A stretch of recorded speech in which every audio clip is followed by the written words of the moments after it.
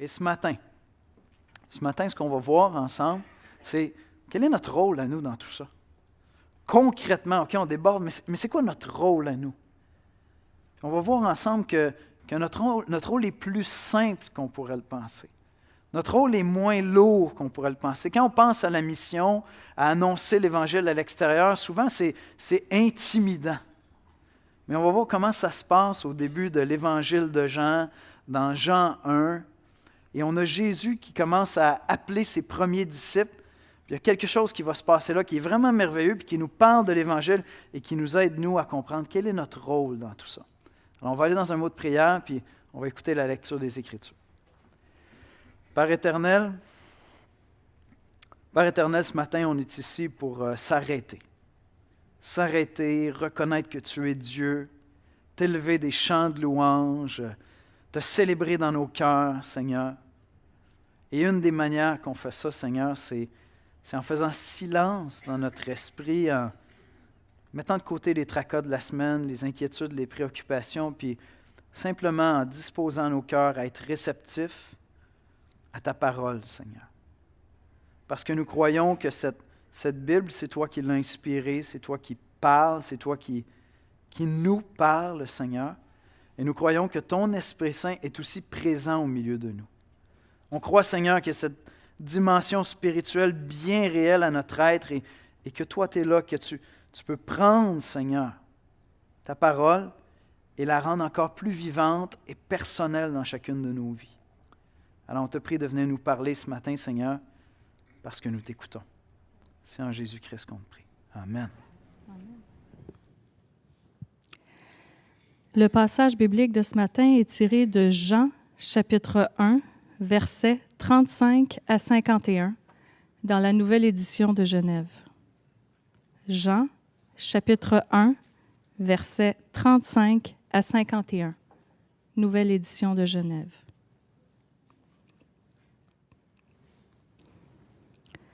Le lendemain, Jean était encore là avec 2 de ses disciples. Et ayant regardé Jésus qui passait, il dit « Voilà l'agneau de Dieu ». Les 2 disciples l'entendirent prononcer ces paroles et ils suivirent Jésus. Jésus se retourna et voyant qu'ils le suivaient, il leur dit « Que cherchez-vous » Ils lui répondirent « Rabbi », ce qui signifie « maître, où demeures-tu » ? « Venez, leur dit-il, et voyez. » Ils allèrent et ils virent où il demeurait. Et ils restèrent auprès de lui ce jour-là. C'était environ la 10e heure.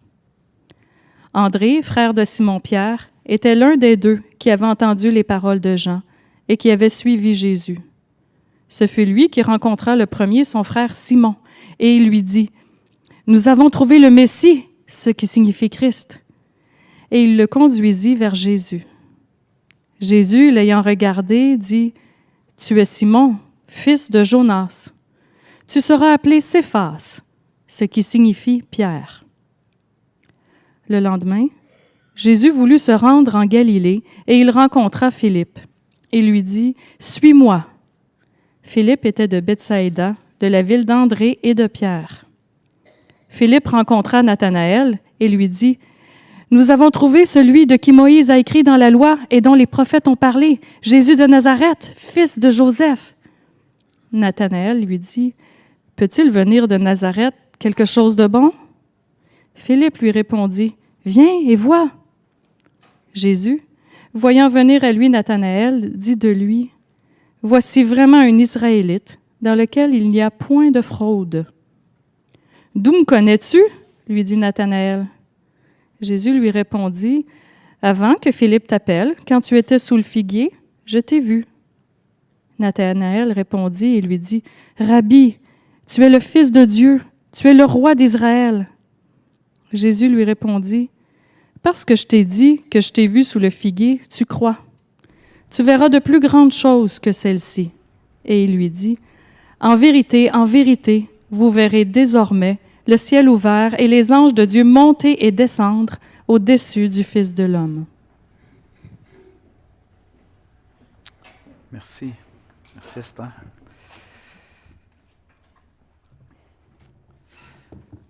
Quand on parle de mission, peut-être que vous n'êtes pas familier avec le langage, mais on dit souvent que l'Église est en mission.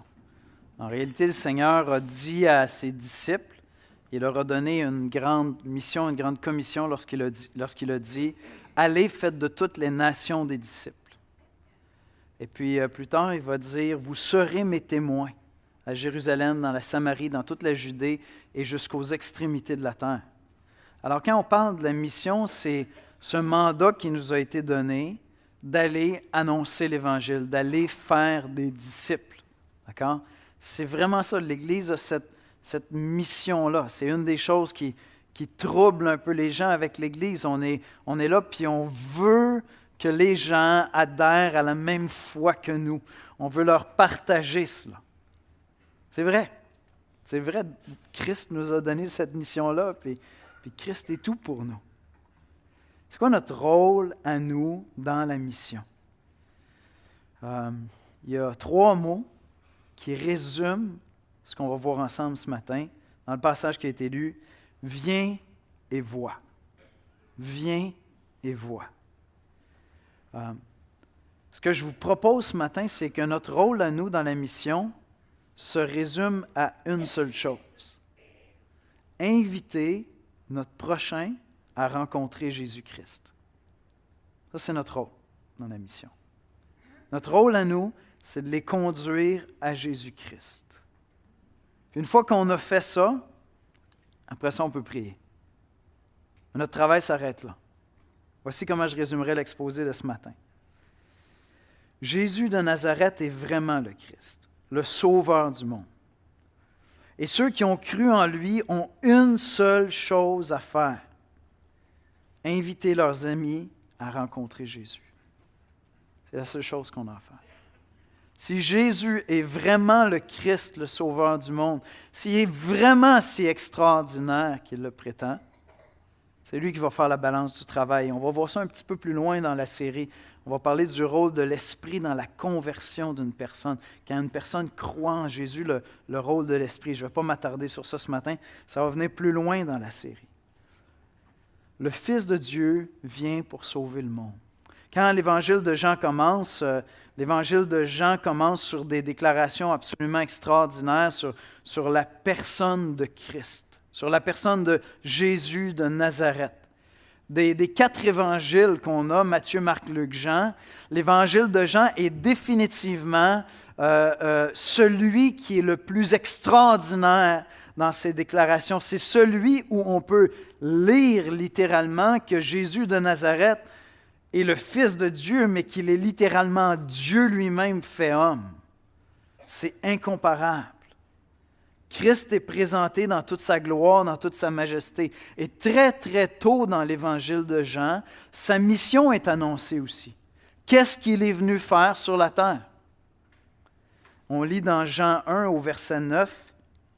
Cette lumière, parlant de Jésus, on le voit un peu plus loin dans Jean 1, 14, cette lumière était la véritable lumière qui, en venant dans le monde, éclaire tout homme. Donc sa mission était de venir éclairer tout homme. Elle était dans le monde, et le monde a été fait par elle, et le monde ne l'a point connue. Elle est venue chez les siens, et les siens ne l'ont point reçue. Mais à tous ceux qui l'ont reçue, à ceux qui croient en son nom, elle a donné le pouvoir de devenir enfants de Dieu, lesquels sont nés, non du sang, ni de la volonté de la chair, ni de la volonté de l'homme, mais de Dieu. L'introduction de l'Évangile de Jean, c'est qui est Jésus et quelle est sa mission. Il est plus grand que nature, il n'est pas simplement un sage, il est Dieu fait homme. Non seulement il est Dieu fait homme, mais il est celui par qui le Père a tout créé. Il est plus grand que nature.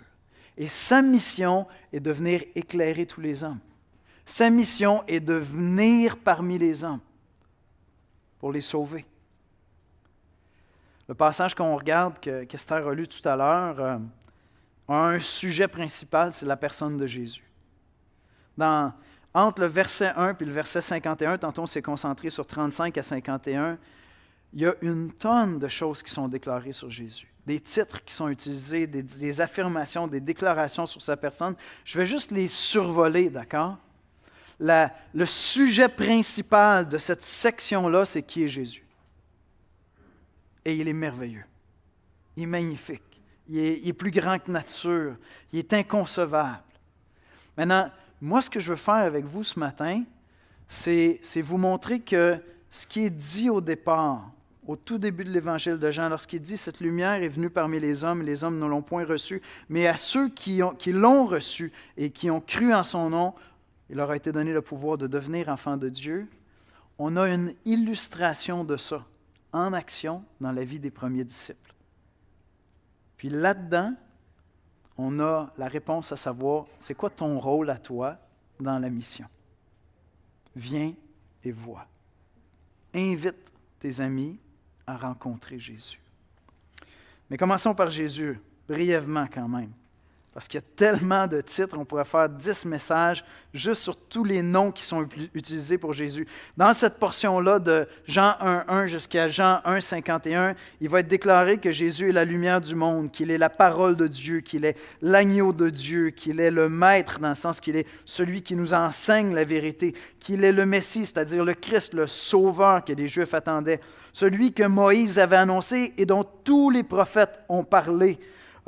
Il nous est dit qu'il est le Fils de Dieu, qu'il est le roi d'Israël, qu'il est la maison de Dieu. Juste dans ces 51 versets-là, il dit tout ça sur la personne de Jésus-Christ. Je vais juste vous donner quelques exemples. Il est la parole de Dieu, Jean 1:14, je m'excuse. Et la parole, dont il est question au verset 1, a été faite chair. Ça veut dire qu'elle est devenue un homme et elle habitait parmi nous pleine de grâce et de vérité. Et nous avons contemplé sa gloire. Donc, c'est l'apôtre Jean qui écrit cet évangile-là, puis il dit, nous, on a vu sa gloire. Nous, on est témoins. On sait que ce n'était pas juste un homme. Il y avait dans cette enveloppe-là plus qu'un être humain. C'est pas possible ce qu'il y avait là. Puis on a vu sa gloire, une gloire comme la gloire du Fils unique venu du Père.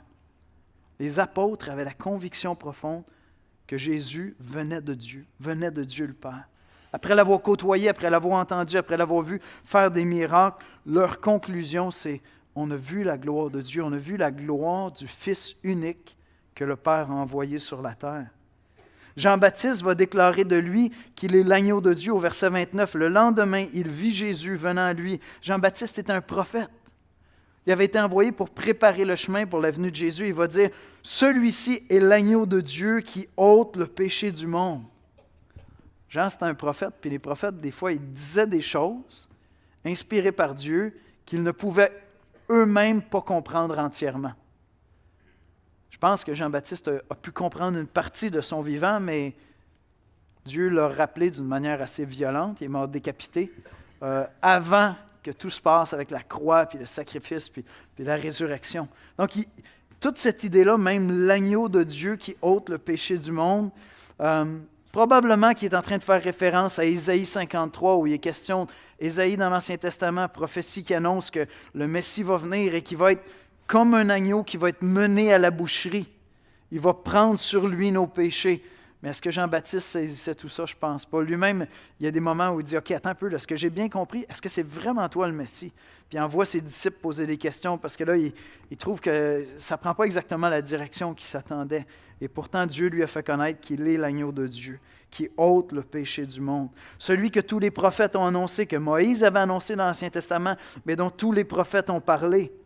Le Fils de Dieu. Nathanaël répondit, « Rabbi, tu es le Fils de Dieu, tu es le roi d'Israël. » Les Juifs attendaient depuis des siècles un roi dans la lignée de David qui leur avait été annoncé par les prophètes puis qui viendrait restaurer la nation d'Israël. Puis Nathanaël, devant une intervention surnaturelle de Jésus, j'y viens dans un instant, va dire, « C'est toi le roi d'Israël. Celui qu'on attend, c'est toi le roi. C'est toi le roi. » Puis enfin, je termine sur quelque chose, il faut connaître un petit peu l'Ancien Testament pour pouvoir apprécier entièrement ce qui se passe là, mais quand j'ai dit qu'il est déclaré dans ce passage-là que Jésus est la maison de Dieu, c'est parce qu'à la toute fin du passage, Jean 1:51, Jésus fait une déclaration et il lui dit, en vérité, désormais, vous verrez le ciel ouvert et les anges de Dieu monter et descendre au-dessus du Fils de l'homme. Fils de l'homme, c'est un autre titre pour lui, j'aurais pu le mettre aussi. Mais il dit, devant la déclaration de Nathanaël, qui dit « C'est toi le Fils de Dieu, tu es le roi des Juifs », là, Jésus il dit « Attendez, vous n'avez rien vu. Vous n'avez rien vu. Dorénavant, dans ce qui va suivre, les jours qui vont suivre, les années qui vont suivre, parce que là, ces gars-là vont voyager avec lui, ils vont voir des choses extraordinaires. » Il dit « Vous allez voir comme les cieux qui sont ouverts, puis des anges qui descendent et qui montent au-dessus de moi. » Puis en réalité, Jésus est en train de faire allusion à un passage dans l'Ancien Testament où un des patriarches, Jacob, va être dans le désert puis il va avoir une rencontre avec Dieu. Dieu va se faire connaître à lui, puis il va y avoir une alliance qui va être contractée entre Dieu et Jacob. Puis au moment où ça se produit, Jacob a une vision. Je vous cite juste des petits passages ici. C'est dans Genèse 28, verset 12 qu'on trouve ça. Jacob eut un songe, et voici une échelle était appuyée sur la terre, et son sommet touchait au ciel. Et voici les anges de Dieu montaient et descendaient par cette échelle. Vous voyez que c'est vraiment une allusion à ça que Jésus est en train de faire. Et puis donc, dans cette rencontre-là, Jacob, il dit, lorsque le songe part, il sait que Dieu lui a parlé à travers son songe, il dit, il y a quelque chose qui se passe ici. C'est un lieu sacré parce que Dieu s'est fait connaître à moi ici, puis il va élever un autel là, et il va appeler cet endroit-là Béthel, qui veut dire la maison de Dieu. Et ce que Jésus est en train de dire, dans Jean 1, il dit, je suis Béthel. Je suis Béthel. C'est moi la maison de Dieu. Et si vous voulez rencontrer Dieu, connaître Dieu, venez à Béthel, venez à moi. Puis c'est ça qu'on découvre à travers tous les évangiles. Jésus est vraiment le Fils de Dieu. Il est vraiment le Sauveur des hommes. Il est vraiment extraordinaire. Il est plus grand que nature. Pour certains d'entre vous, c'est difficile à croire. Tu te dis, OK, je comprends pourquoi vous êtes flyés. Si vous pensez tout ça sur Jésus, je comprends que vous soyez des capotés de Jésus. Mais si c'est vrai, il y a vraiment une raison, je m'excuse du langage, mais de capoter. Si c'est vrai. Parce qu'il est vraiment plus grand que nature. Si tout ça est vrai, il est plus grand que nature. Puis dans le passage, juste des perles qui nous aident à comprendre la réaction de ces premiers disciples-là quand ils vont rencontrer Jésus. On a tous ces titres-là, tout ce langage-là qui nous décrit Jésus, mais on voit Jésus aussi dans ses pouvoirs surnaturels. Il nous connaît. Jésus nous connaît. Dans son interaction avec Nathanaël, Jésus va le saluer quand Nathanaël vient à lui, puis il va dire « Celui-ci est un homme droit en Israël. » Puis là, Nathanaël, il dit « Attends un peu, là, c'est parce qu'on ne se connaît pas.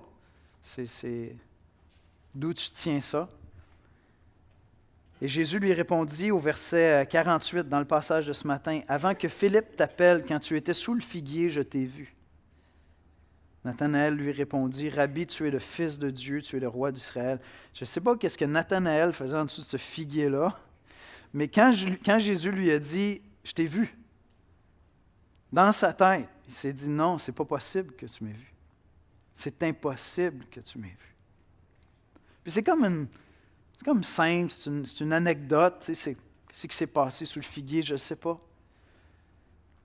Mais quand vous prenez juste cette réaction-là, où lui, dans son cœur, Nathanaël, il sait très, très bien qu'un être humain normal ne pouvait pas l'avoir vu sous le figuier. On passe d'un gars qui dit est-ce qu'il peut sortir quelque chose de bon de Nazareth, un petit village? Tu sais? Est-ce que vraiment toutes les prophéties de l'Ancien Testament se seraient accomplies à travers Nazareth? Donc, on passe d'un gars incrédule, sceptique au moins, à un gars qui tout d'un coup fait une déclaration énorme. Tu es le Fils de Dieu, tu es le roi d'Israël. Je ne sais pas ce qui s'est passé là, mais dans son esprit à lui, Nathanaël, c'est une chose. Jésus le connaît. Il est connu par Jésus d'une manière surnaturelle. Et des fois, c'est simple, hein? C'est juste là, c'est dans le texte. Qu'est-ce que ça nous dit sur Jésus? Bien, s'il est la parole, s'il est le Fils de Dieu, s'il est Dieu incarné, Dieu fait homme, le Messie, le roi d'Israël, il est souverain et il nous connaît. Il nous connaît personnellement. Il connaît les gens qui doivent entendre l'Évangile. Il connaît les gens vers qui on va aller annoncer l'Évangile. Il nous sauve et nous transforme. Il dit à Simon, bon, il faut connaître Pierre, peut-être vous ne le connaissez pas très bien, mais Pierre, c'était tout un numéro, c'était C'était un homme qui avait une grande confiance en lui, qui se mettait souvent le pied dans la bouche parce qu'il était le premier à dire « OK, Seigneur, on va faire ça », tu sais, alors qu'il aurait dû juste écouter, puis tout ça. Mais Pierre, malgré toutes ces bévues qu'on découvre plus tard dans les évangiles, plus tard, Pierre va devenir vraiment un instrument important entre les mains de Dieu. Après que Christ soit crucifié, qu'il ressuscite d'entre les morts, qu'il monte auprès du Père, Pierre va vraiment jouer un rôle fondamental dans l'Église. Cet homme-là, tout croche, puis maladroit, puis insécure, puis souvent sceptique, impulsif, va devenir un homme extrêmement important.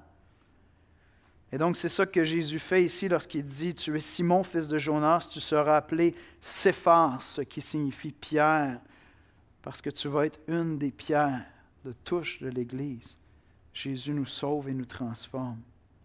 Alors, voyez-vous, l'Évangile de Jean nous affirme et nous déclare clairement que Jésus est extraordinaire et qu'il est envoyé dans le monde avec une mission très claire. C'est de venir éclairer les hommes, de venir sauver les hommes. C'est ça sa mission. Et il nous connaît. Tous ceux ici qui ont embrassé la foi chrétienne, qui sont devenus chrétiens, au moment de votre conversion ou dans les jours qui ont suivi, vous avez su à quelque part à l'intérieur de vous-même que Dieu vous connaît, que Dieu vous connaissait depuis longtemps, que Dieu avait son regard sur vous. Plusieurs d'entre vous, vous avez vécu des transformations que Dieu amène dans notre vie, que Dieu transforme souvent, de temps en temps, pour être honnête. Je m'arrête puis j'imagine ce que ma vie aurait été si je n'avais pas connu Jésus-Christ. J'ai des frissons à chaque fois que j'y pense. Parce que la trajectoire n'était vraiment pas bonne. Ma trajectoire n'était pas bonne. La famille que Dieu m'a accordé d'établir, l'amour que Dieu m'a donné pour les gens, la personne qu'il fait avec moi de plus en plus d'année après année, puis c'est pas simplement moi qui est dans un processus de devenir meilleur. Pour moi, devenir meilleur, ça aurait représenté tellement d'autres choses que ce que je suis à cause de Jésus-Christ. Donc, je sais intimement, personnellement, dans mon expérience, que Jésus-Christ nous transforme à son image. Maintenant, très très tôt dans l'Évangile de Jean, dans les premiers versets, il y a quelque chose d'énorme qui est déclaré, qui est important. C'est que tous ne le recevront pas. Il est cet être plus grand que nature. Il est extraordinaire. Et bientôt, je vais t'inviter à faire une démarche si tu doutes de ça, pour évaluer ça par toi-même. Mais tous ne le recevront pas.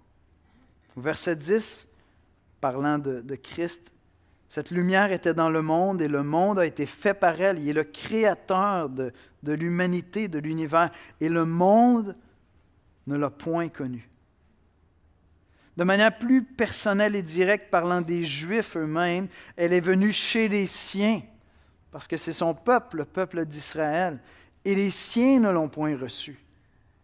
C'est une chose que des gens qui ne connaissent pas l'Ancien Testament, puis qui ne connaissent pas les prophéties, puis qui entendent parler de Jésus, c'est une chose que ces gens-là ne croient pas en Jésus-Christ. C'est autre chose que le peuple qui étudie l'Ancien Testament depuis des siècles et des siècles et des siècles, devant la personne de Jésus-Christ, ne reconnaissent pas leur Messie. Mais les choses devaient être ainsi. Les choses devaient être ainsi. Et donc, ce n'est pas tout le monde qui va croire et voir combien Christ est merveilleux et extraordinaire.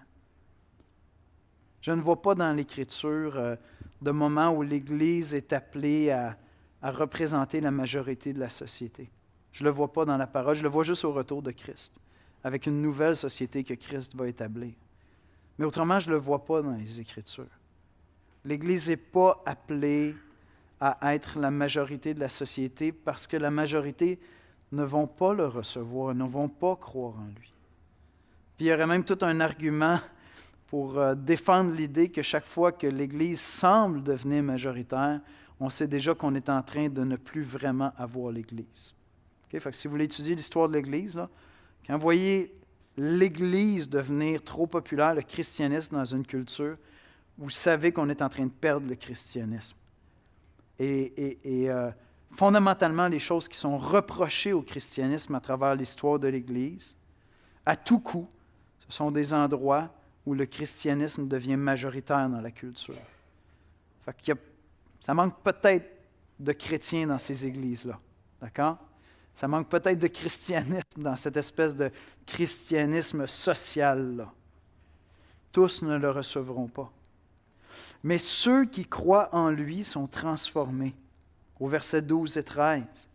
Mais à tous ceux qui l'ont reçu. Donc, c'est pas tout le monde qui va le recevoir. On pourrait même dire, le monde ne le recevra pas. Les siens ne le recevront pas. Je veux dire, l'Église n'a jamais, sinon dans les premiers mois, les premières années, l'Église n'a jamais été composée d'une majorité de Juifs qui ont l'Ancien Testament puis qui croient en Jésus. Rapidement, l'Église a été composée de non-Juifs qui se sont convertis en majorité, en grande. Il y a encore aujourd'hui des Juifs qui reconnaissent leur Messie, mais la majorité, non, c'est pas ça. Mais, au verset 12, à tous ceux qui l'ont reçu, à ceux qui croient en son nom étant Jésus de Nazareth. C'est une personne, ce n'est pas un concept, ce n'est pas une idée sur Dieu en laquelle on croit. C'est une personne que l'on a appris à examiner, à connaître. Je viens à ça dans un instant. Mais à tous ceux qui l'ont reçu, à ceux qui croient en son nom, elle a donné le pouvoir de devenir enfant de Dieu. Pas d'une manière naturelle comme ma mère m'a mis au monde, mais d'une manière spirituelle. Et Dieu nous a accordé le pouvoir de devenir enfant de Dieu, d'être transformé à l'image de Christ. Et progressivement transformé à l'image de Christ. Ça nous ramène dans la série, troisième message, lorsqu'on a parlé de notre identité en Jésus-Christ. Dieu nous a accordé le pouvoir de vivre à la lumière de cette nouvelle identité-là. Et s'il y a un domaine dans ta vie où tu dis, Dieu ne m'a pas accordé ce pouvoir-là. La preuve, c'est que je lutte avec tel domaine dans ma vie, avec tel péché, puis je n'arrive pas à me sortir de ça. Désespère pas. Si tu es chrétien, tu as reçu le pouvoir de devenir enfant de Dieu et l'Esprit Saint est en train d'exercer une œuvre en toi. Puis si tu souffres dans un domaine où tu dis, oui, mais j'aimerais tellement ça, être une meilleure personne, plus ressembler à Jésus, continue à te repentir. Quand tu te plantes, tu te pètes la gueule, retire-toi avec Dieu, repens-toi, confesse-le au Seigneur, puis dis, Seigneur, quand est-ce que tu vas me faire grandir dans ce domaine-là? Je veux te glorifier, je suis malheureux de cette stupidité-là que j'ai faite encore. Simplement parce que ce pouvoir-là t'a été donné. Et comme Église, si tu regardes l'Église et tu te dis, oui, mais l'Église, c'est comme, elle ne ressemble tellement pas à ce que ça devrait être. Le jour où tu vas te dire, ça ne fonctionne pas l'Église, puis tu vas quitter l'Église, c'est le jour où tu vas arrêter de croire la parole de Dieu. Ah, l'Église n'est pas parfaite, là. Elle est loin d'être parfaite. Elle est composée d'une tonne de personnes qui ont des domaines dans leur vie où ils disent, Seigneur, quand est-ce que je peux arrêter de pécher encore de cette manière-là?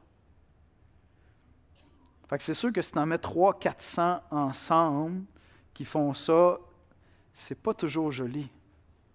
Mais la beauté de l'Église, c'est dans ce que nous vivons ensemble à la lumière de l'Évangile. On s'accueille avec nos combats, avec nos luttes.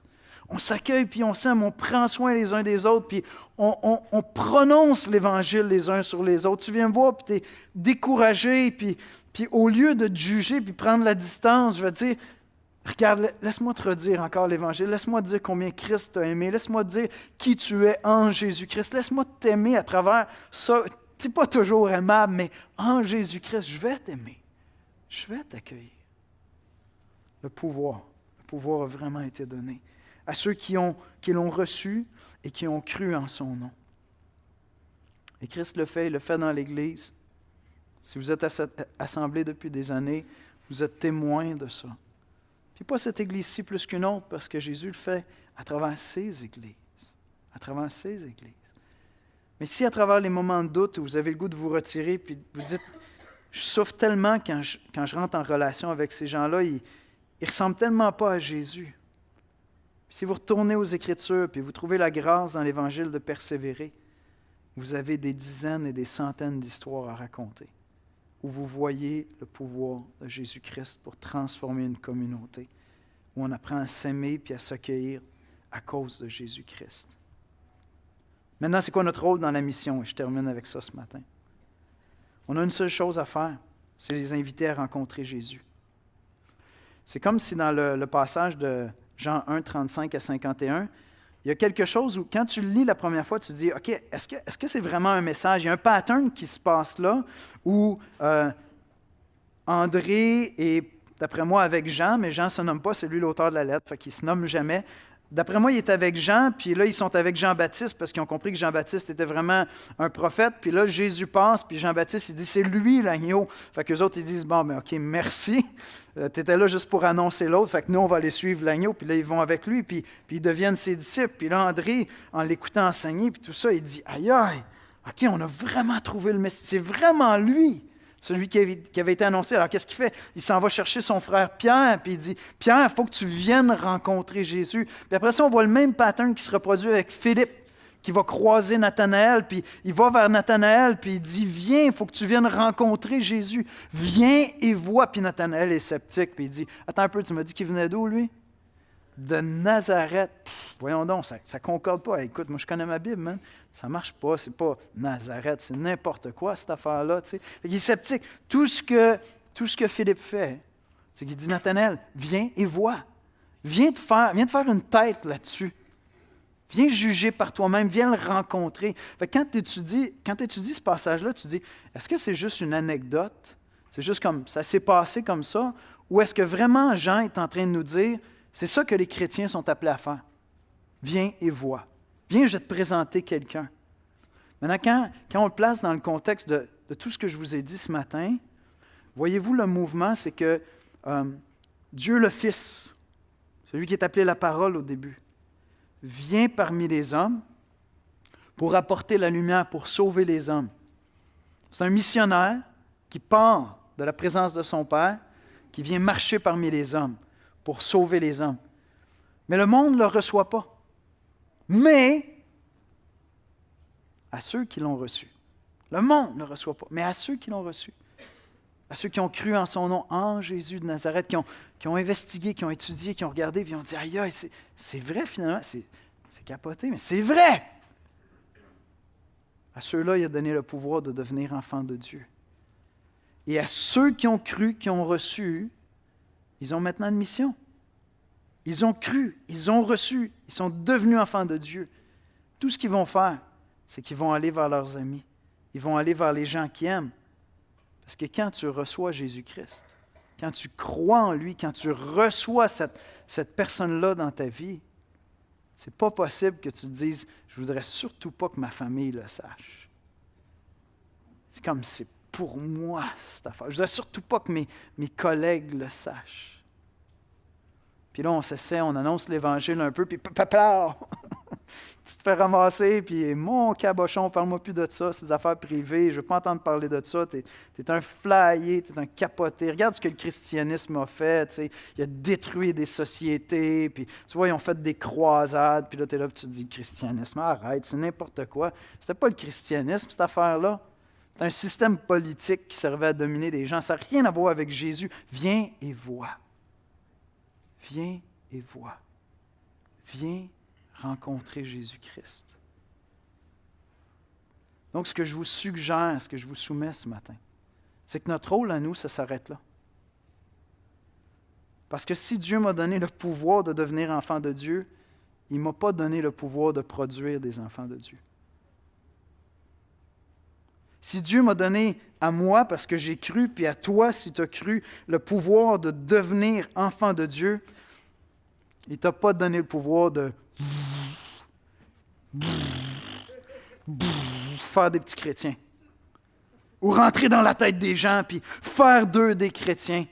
Si tu étais le meilleur debater au monde, tu vas réussir à faire une défense logique, sensée pour le christianisme. Ça se défend en tableau, le christianisme. Puis il y a toute une science de l'apologétique, de la défense de la foi, mais tu serais le meilleur debater, le meilleur argumentateur, tu aurais tous les arguments. À la fin, ça se peut très bien que la personne te dise « OK, j'ai plus de réponse, mais non, merci. » Parce que ça ne te donne pas le pouvoir de faire des enfants de Dieu. Ce que toi, tu as comme pouvoir,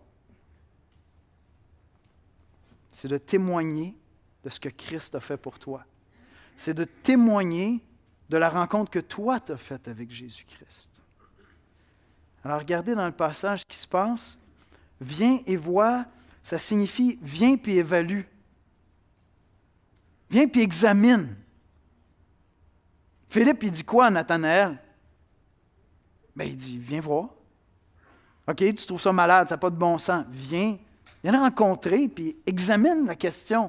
Et tu dis, je te dis que j'ai rencontré le Messie, tu sais, je te dis que j'ai rencontré le Fils de Dieu. Tu peux couper nos relations puis dire, aïe, aïe, OK, bon, il est embarqué dans une secte, on ne se reparlera plus jamais.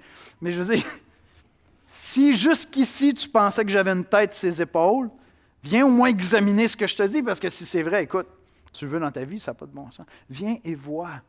C'est tout. Puis tu n'es même pas obligé de croire. Parce que moi, je n'ai pas le pouvoir de te faire croire. J'ai juste le pouvoir de t'amener vers Jésus. Puis qu'est-ce que Nathanaël va faire? Nathanaël s'en va là, sceptique. Il n'est pas convaincu pantoute. Il est sûr que ce n'est pas vrai, cette affaire-là.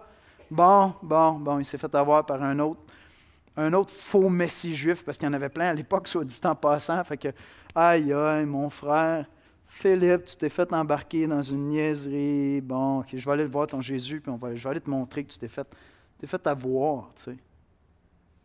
Bien, si tu as un de tes amis qui te dit ça, c'est parfait. C'est parfait. Dis, sauve-moi de ma secte, s'il te plaît. Viens me sauver de ma secte. Viens examiner Jésus. Peut-être qu'il va se passer quelque chose dans ta vie. Peut-être qu'il va se passer quelque chose dans ta vie. Peut-être pas. Peut-être que tu ne le recevras pas. Peut-être que tu ne croiras pas. Il y en a plein qui ne croient pas. Viens et vois, ça veut dire viens et examine, évalue. Puis l'autre chose, c'est que viens et vois, ça veut dire viens vivre ça avec tes amis. C'est André qui en parle à Pierre. C'est Philippe qui en parle à Nathanaël.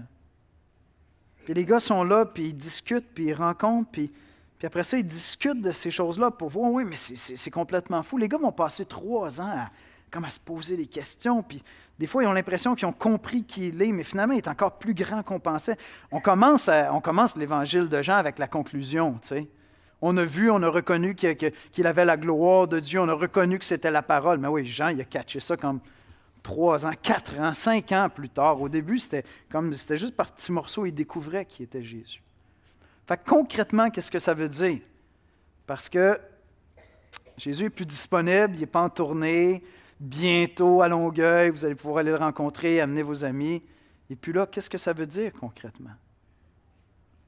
Ça veut dire ouvrir l'Évangile avec des amis. Ça veut dire inviter des amis à entrer dans ma vie.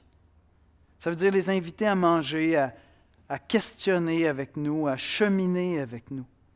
Parce qu'ils vont découvrir Jésus-Christ à travers notre vie et à travers l'Évangile.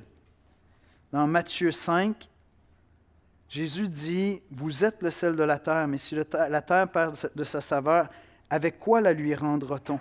Il ne sert plus qu'à être jeté dehors et foulé aux pieds. Vous êtes la lumière du monde. » Dans Jean, il nous est dit que c'est Jésus la lumière du monde, puis Jésus dit à ceux qui ont cru en lui, maintenant c'est vous la lumière du monde. C'est vous maintenant qui pouvez conduire vos amis à moi.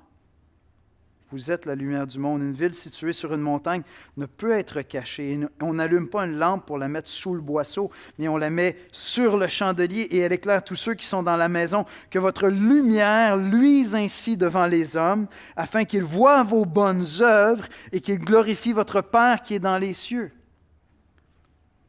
Qu'est-ce que ça veut dire concrètement, là? Aujourd'hui, en 2019, cette année, qu'est-ce que ça veut dire pour toi d'aller vers tes amis, ta famille, puis de dire, viens et vois. Je sais que tu trouves que je suis flyé, mais prends juste le temps de t'arrêter. Peut-être qu'il peut sortir quelque chose d'extraordinaire de Nazareth, en fin de compte, une petite ville. Peut-être que c'est possible, qu'il y ait un homme dans une religion, une seule religion, qui ferait que toutes les autres seraient fausses. Tu ne peux pas dire ça aujourd'hui, mais peut-être que c'est possible qu'il y ait un homme dans une religion qui viendrait d'un tout petit pays, avec des gens qui ne sont pas beaucoup aimés dans le monde, les Juifs. Puis ce serait lui, le sauveur des hommes, ce serait lui le créateur des cieux et de la terre. Puis je sais que c'est malade, mais ça a transformé ma vie. Fait que je vais t'inviter à manger chez nous, je vais t'inviter à découvrir ma famille, je vais t'inviter à venir servir avec moi à Bouffe pour tous, je vais t'inviter, vendredi saint, on va avoir un événement, inviter son prochain. La conférence qu'on va avoir en fin de semaine prochaine, c'est pour apprendre à inviter les gens marginaux, à les inviter à venir rencontrer l'Église. Je vais t'inviter le dimanche matin à l'Église, je vais t'inviter à entrer dans ma vie, je vais t'inviter à ce qu'on rouvre les évangiles ensemble.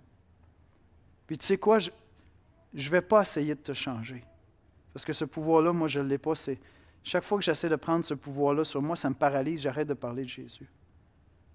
Mais je vais juste t'amener à voir qui il est dans l'Évangile.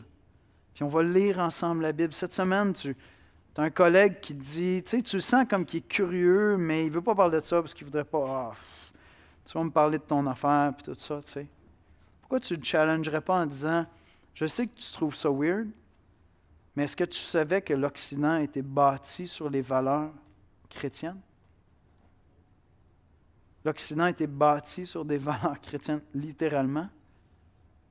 Fait que ce serait peut-être intéressant juste qu'on dîne ensemble une fois par semaine, une fois par 2 semaines, puis tu passes tranquillement à travers un des 4 évangiles, puis je vais juste t'aider à comprendre le texte parce que c'est vrai que c'est loin, puis tu te feras une tête par toi-même. Viens et vois. Je vais inviter les musiciens à venir me rejoindre à l'avant. Comme Église, notre prière, c'est qu'on puisse vivre cette année en 2019 à la lumière de notre identité en Jésus-Christ. Cette identité-là, qui on est maintenant à cause de notre foi, nous est rappelée dans la parole. Je vais quotidiennement dans les Écritures pour que ce soit ça la cassette qui tourne dans ma tête. Pas t'es pas bon, t'es pas capable. Non, j'ai besoin que l'Évangile me soit rappelé. Puis je vais dans la prière vraiment pour connecter avec Dieu et dire, voici ce que tu m'as dit ce matin, Seigneur. Puis comme Église, on veut vivre à tous les jours en se rappelant, j'ai reçu et j'ai cru en Jésus-Christ. Je suis une nouvelle personne maintenant. Puis on est une nouvelle communauté aussi. Et ce qu'on veut faire, c'est qu'on veut inviter simplement notre prochain à venir se faire une tête par lui-même, à prendre une décision par lui-même. Et notre mission à nous, ce n'est pas de convertir les gens. On n'a pas ce pouvoir-là, les amis. Ça, c'est Dieu qui fait ça. Notre mission à nous, c'est juste de dire à notre prochain, les gens autour de nous, viens et vois. Tu prendras une décision par toi-même. On va prier. Père éternel, merci pour ce beau passage, Seigneur, qui nous rappelle que c'est toi qui es Dieu, c'est toi qui sauves, c'est pas nous. Je ne suis pas capable, Seigneur, de convertir les gens. J'aimerais tellement ça. Il y a des gens pour qui je pleure à chaque semaine, Seigneur, parce que je voudrais pouvoir leur donner ce qu'il y a dans mon cœur à moi. Pour toi, je voudrais qu'ils l'aient aussi, puis je les vois souvent prendre des décisions qui les rendent tellement malheureux. Puis j'aimerais ça, Seigneur, pouvoir juste faire cette connexion-là d'expérience à expérience, mais ça, c'est entre tes mains, Seigneur. Moi, j'ai connu que Jésus de Nazareth est le Sauveur des hommes. J'ai connu que tu es le Fils de Dieu. J'ai connu que tu es l'agneau de Dieu qui enlève le péché du monde, qui permet que je sois pardonné, réconcilié avec ton Père. Et nous avons connu cela, Seigneur. Accorde-nous ce plaisir, Seigneur, cette année, ce courage, cette naïveté, cette simplicité d'inviter notre prochain, d'inviter nos collègues, d'inviter nos amis, d'inviter nos voisins à venir et voir qui est Jésus, en ouvrant la Bible, en les invitant un dimanche matin, en les invitant à des événements de l'Église, en les invitant simplement à venir manger chez nous, en toute simplicité, à venir manger chez nous avec des amis, puis en connectant avec eux. Et Seigneur, toi, tu vas te faire connaître à ceux que tu désires, Seigneur. Sois béni, c'est en Jésus qu'on te prie, Père. Amen.